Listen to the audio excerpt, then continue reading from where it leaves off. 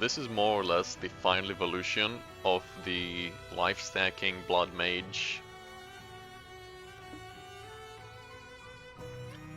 I am still using the Techro Jewel, I'm still using the Grand Spectrums, and most of the gear that I already was.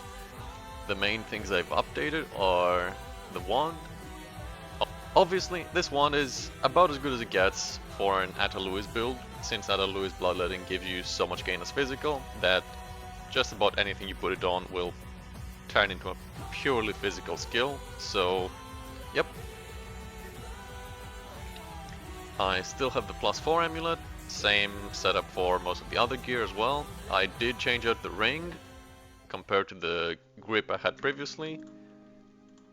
It's not better for tankiness, but it is better for damage, purely because of the cast speed.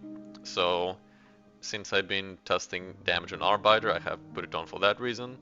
This is the tree. I did swap a few things out here and there in the different setups that I've tested, since some of them work better with some skills and some of them with others. In particular, I did swap out the prism, obviously, for whenever I tested the skill, like I used the comet, the bone gauge prism for, you know, whenever I use those respective skills as my main damage. I also swapped out the megalomaniac a few times. For example, when I was doing cold spells, I was using this megalo, the cut to the bone plus endless blizzard. In a few of the situations, I also used the adorned along with these spell damage, crit damage jewels. In some of the setups, I used this Vile Robe instead of the Chaos, along with this node over here, Crimson Power, to get life, because I needed the Spirit to enable cast on critical, which I can't do while wearing Chaos.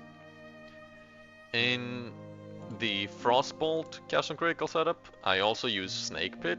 Snake Pit makes it so that Frostbolt cannot pierce, and because it cannot pierce, it collides and explodes immediately, which more or less makes it build up energy twice as fast for cast on critical. So I decided that was optimal in terms of doing more damage with it. But yeah, this has been the overall setup. The actual price breakdown of this build is really hard to do, purely because most of the cost is going to be in the wand, which I actually did not buy, I had it crafted, so it's kind of hard to value. However, a lot of the gear in here is just very expensive in general, and I don't really want to bother price checking everything, so let's just ballpark it and say 10 mirrors, along with, you know, the jewel swaps, the gem swaps, the prism swaps, you know, all of that jazz. It adds up, so yeah, I think it's fair to say it's somewhere around 10 mirrors, particularly with a wand like this, which straight up does not exist if you search the trade site. So yeah, I just wanted to showcase what this build can do. I wanted to push the limits of it, test just about every spell I thought looked cool, and yeah, that's about it. I will be now trying to sell this build and maybe try to craft an entirely different build. I am thinking of going for an Abyssal Lich, maybe with Umbral Souls, maybe with minions, we'll see.